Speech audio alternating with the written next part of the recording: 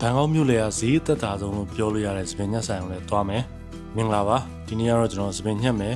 မြန်မာသမင်းသစမယ်ပြီးတော့ကျွန်တော် Fortune Town မှာမိုက်သွားဝယ်မှာပဲဖြစ်ပါတယ်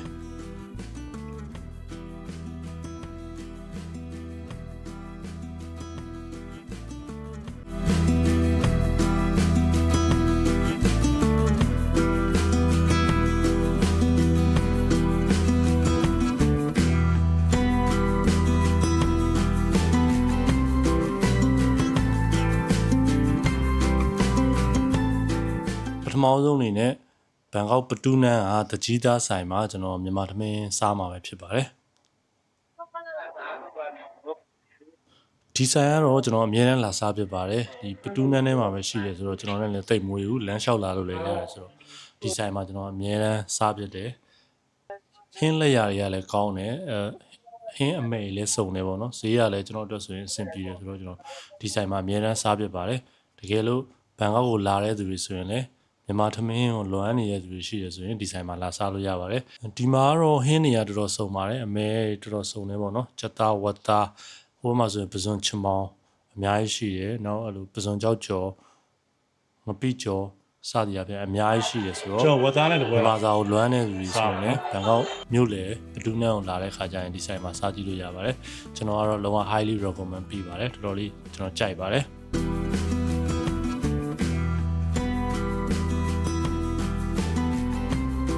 ဒူနန်စီးရဲ့ဒီအနောက်ဘက်ကရမှာပဲရှိပါတယ်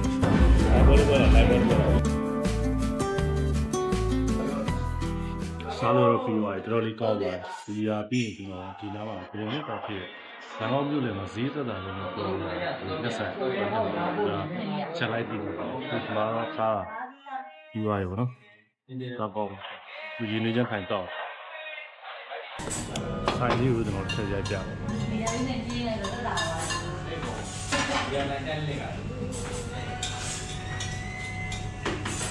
အခုဒီမြင်နေရတဲ့လမ်းကတော့ Fit Puli 18လမ်းလို့ခေါ်ရပါတော့เนาะဒီဆိုင်စပင်ညက်ဆိုင်ကလည်းဒီနေရာမှာပဲရှိတာပါအဲ့တော့ကျွန်တော်ဘန်ကောက်ကိုစရောက်တဲ့ကဒီဆိုင်မှာပဲညက်ဖြစ်တယ်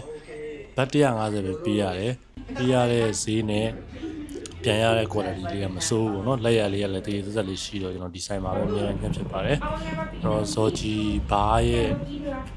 ဘေးနားမှာပဲရှိတာပဲเนาะဒီဆိုင်လေးကဒီရညနေကြည့်ရတာမိုးလဲချုပ်သွားပြီပေါ့နော်ဆိုတော့ကျွန်တော်ရာမာနိုင်Fortune Town သွားပါတော့Fortune Town သွားပြီးတော့အဲ့တော့ mic တော့ပဲရโอเคသွားကြလို့ရ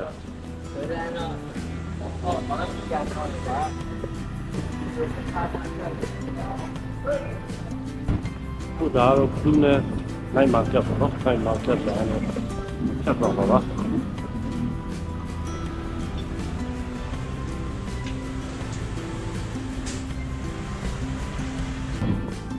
ခုမြင်နေရတာတော့ဒါပတူးနန်းဈေးပေါ့နော်ဘန်ကောက်ရဲ့နာမည်ကျော် night market လည်းဖြစ်တယ်ဘန်ကောက်မြို့လယ်မှာလည်းရှိတယ်စန်ထရောနဲ့လည်းနီးတဲ့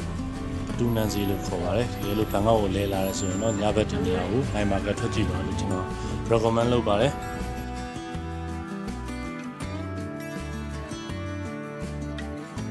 ပတူးနန်းဈေးအကြောင်းကိုလည်းကျွန်တော်ရှေ့မှာဗီဒီယိုလေးလုပ်ပေးထားပါတယ်ဒီမှာကြည့်လို့ရပါတယ်ဒီဘက်မှာတော့စားလောက်ဆိုင်တန်းနေညာစည်းတန်းနေနောက်အဝတ်ထည်ရောင်းတဲ့ဆိုင်တွေအများကြီးရှိတယ်ပေါ့နော်သေးသေးကြည့်ရင်တော့ကျွန်တော်ဒီဗီဒီယိုလေးသက်ကြည့်လိုက်ပါဒီနေရာကတော့ကျွန်တော်တို့နာမည်ကြီးကင်မရာဆိုင်တွေအများကြီးရှိတယ်ဆုံးကင်မရာတို့နောက် big camera တို့ပေါ့နော်အများကြီးရှိတယ် Fortune Town မှာရှိတဲ့ဒီ lighting ပစ္စည်းတွေကင်မရာတွေနောက် electronic ပစ္စည်းတွေဝယ်လို့ရတဲ့နေရာပါအဲ့တော့ဒီမှာကျွန်တော်လိုချင်တဲ့ဒီပိုရာရဲ့ PM 900ဖြစ်ဖြစ်900ဖြစ်ဖြစ်ပေါ့နော်ဆိုတော့ဒီ mic ကိုကျွန်တော်တွားပြီးတော့ live ရှာမှာပဲဖြစ်ပါတယ်အဲ့တော့ထွက်ထားတာတော့ကြာပြီဆိုတော့ဒီ mic ပစ္စည်းရရှိအောင်မလားမရှိအောင်တော့မသိဘူးပေါ့နော်ဆိုတော့အဲ့ဒါနဲ့ကျွန်တော်အခုတစ်ခါလေဒီနေ့ထွက်လာရင်းနဲ့တွားပြီးတော့ပတ်ကြည့်မှာဖြစ်ပါတယ်ဒီဘန်ကောက်ရောက်တယ်ဆိုရင်လည်းဒီ Fortune Town ကိုအလဲလာကြည့်လို့ရပါတယ် electronic ပစ္စည်းတွေဖုန်းတွေကင်မရာတွေ lighting နဲ့ဆက်ဆက်ပစ္စည်းအကုန်လုံးဒီမှာတနေရာထဲမှာရနိုင်ပါတယ်အရင်တော့ဟိုဘက်မှာတော့ job fair night market ရှိတယ်ပေါ့နော်ခုကတော့ဟိုဘက်ကိုပြောင်းသွားပြီ job fair ratcheter ဘက်ကိုပြောင်းသွားပြီဆိုတော့ night market အလဲထွက်ရင်းနဲ့ Fortune Down နဲ့ပတ်ကြည့်လို့ရပါတယ်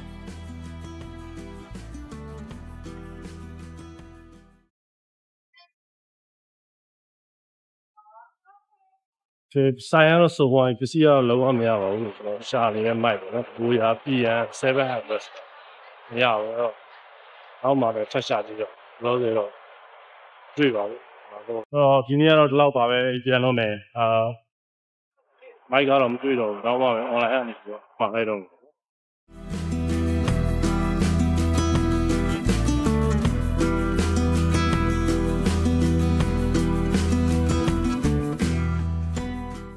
ကျွန်တော် channel ကိုခုမှရောက်လာတယ် subscribe လုပ်ရသေးဆိုရင် subscribe လုပ်ထားလို့ရပါတယ်ကျွန်တော်ည7:00နာရီကျွန်တော်လည်း video ပုံတင်ပေးပါတယ် Bangkok explore လုပ်ချင်တဲ့ဟာတွေ travel vlog တွေperspective တွေကျွန်တော် channel မှာအများကြီးတင်ပေးရပါတယ်ကြည့်လို့ရပါခင်ဗျာ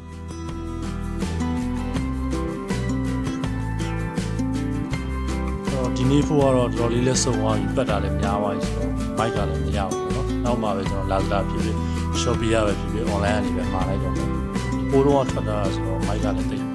ဆိုင်နေပါ install မရှိတော့ဘူးเนาะဆိုတော့ video အဆုံးထိကြည့်ပြီးတော့လည်းအားလုံးကျေးဇူးတင်ပါတယ်ကျွန်တော်နောက်ဗီဒီယိုကြပြန်တွေ့ပါမယ်တကယ်လို့ဒီ video လေးကိုသဘောကျတယ်ဆိုရင်လည်း like and comment လေးပေးနေရပါတယ်တကယ်လို့တစ်ခုသိချင်တာရှိရဆိုရင်လည်းအောက်က comment လေးမှာ man လေးရေးထားလို့ရပါတယ်ကျွန်တော်တော့ညတိုင်း video ပုံမှန်ပေးပါတယ်ခင်ဗျာ